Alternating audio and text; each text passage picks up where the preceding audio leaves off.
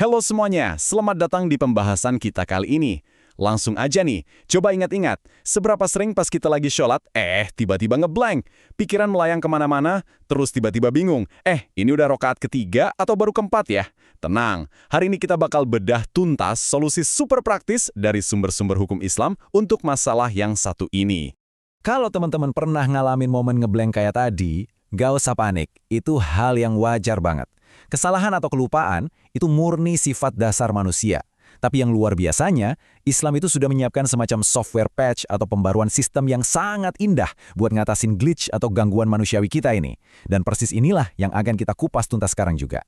Oke, di explainer singkat kita hari ini yang cuma butuh beberapa menit, kita punya 5 poin penting. Pertama, kisah Dzulyadain. Kedua, definisi sujud sahwi. Ketiga, 3 penyebab utama lupa. Keempat, kapan sih dilakukannya, sebelum atau sesudah salam. Dan terakhir, rahasia mengalahkan tipu daya setan. Bagian pertama, Kisah Dzulyadain. Mari kita lihat sejarah menakjubkan yang jadi pondasi hukum ini. Ceritanya begini, ada seorang sahabat bernama Khirbak bin Amr. Beliau ini sering dipanggil Dzulyadain karena tangannya yang lumayan panjang. Nah, sumber sejarah mencatat satu momen yang luar biasa banget. Waktu itu, Nabi Muhammad SAW mengimami sholat yang harusnya 4 rakaat, tapi beliau malah salam di rakaat kedua. Dzulyadain yang sadar ada yang kurang, langsung nanya nih ke Rasulullah. Dengan penuh adab, beliau bertanya dalam bahasa Arab, "Aku sirotis sholatu amnasita ya Rasulullah, aku sirotis sholatu amnasita ya Rasulullah," yang artinya, apakah sholat ini diqasar atau engkau lupa wahai Rasulullah? Interaksi yang indah ini menunjukkan bahwa momen manusiawi Nabi justru ngasih kita preseden yang anggun dan solusi definitif buat kesalahan kita sendiri. Masuk ke bagian kedua. Apa sih sebenarnya sujud sahwi itu? Mari kita pahami konsep dasarnya. Istilah intinya dalam bahasa Arab adalah as-sahwu fis shalah atau as-sahwu fis shalah, yang maknanya sujud karena lupa. Secara sederhana, ini merujuk pada 2 sujud ekstra yang kita lakukan di akhir sholat buat menambal kekurangan atau kesalahan yang terjadi tanpa kita sengaja. Coba deh bayangin, sujud sahwi ini kayak sebuah software patch di gadget kita. Kalau ada bug kecil atau sistemnya error sedikit, kita kan nggak perlu ngebuang HP-nya atau merestart semuanya dari nol kan? Kita cuma butuh download patch kecil buat benerin sistemnya. Nah, sujud sahwi itu persis kayak gitu. Dia menyempurnakan ibadah kita tanpa mengharuskan kita mengulang sholat dari awal. Bener-bener aturan fikih yang logis dan gampang diaplikasikan. Lanjut ke bagian ketiga. Sebenarnya, apa aja sih yang bikin kita butuh nge-patch sholat kita? Penyebabnya terbagi jadi 3 kategori utama. Pertama, an-nuqsan atau an-nuqshan yang berarti kekurangan. Kedua, az-ziyadah atau az-ziyadah yaitu kelebihan. Dan yang ketiga, asyak atau asyak alias keraguan. Biar gampang, bayangin kita lagi nulis surat resmi. Kalau ada kata yang terlewat, nah itu nuqsan. Kalau kita nulis hal yang nggak perlu atau ngasih coretan berlebih, itu ziyadah. Dan kalau kita bingung, paragraf ini udah kutulis belum ya? Nah itu namanya syak. Terus, gimana solusinya kalau kita ngalamin syak atau keraguan? Misalnya nih, bingung, ini rokaat ketiga atau keempat? Langkah pertamanya gampang banget. Bangun di atas keyakinan alias ambil angka yang lebih kecil.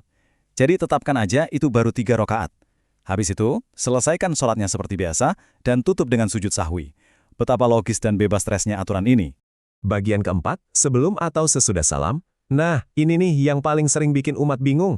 Kapan persisnya kita sujud? Kita balik lagi ke analogi nulis surat resmi tadi.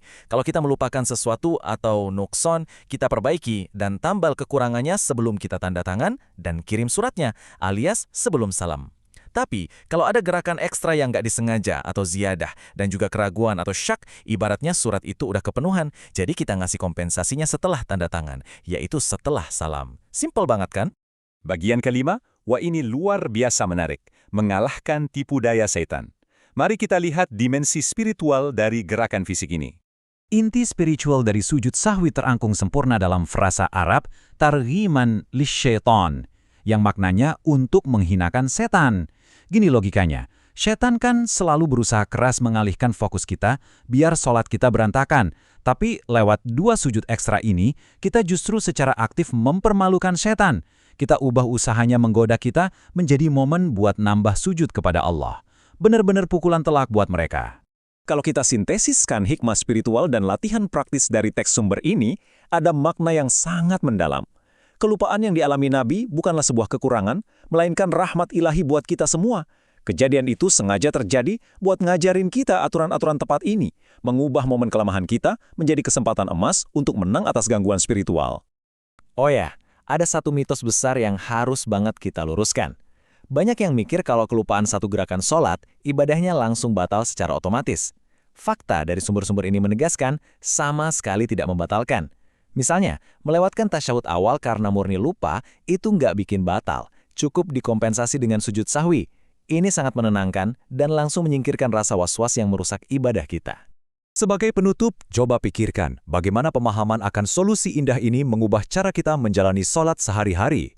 Mengetahui bahwa ada software patch ajaib bernama sujud sahwi ini pastinya bikin kita merasa jauh lebih berdaya, bebas dari rasa cemas berlebihan, dan selalu siap buat menyempurnakan ibadah kita. Terima kasih sudah bergabung di Explainer kali ini. Semoga ilmu yang praktis ini bisa langsung kita terapkan.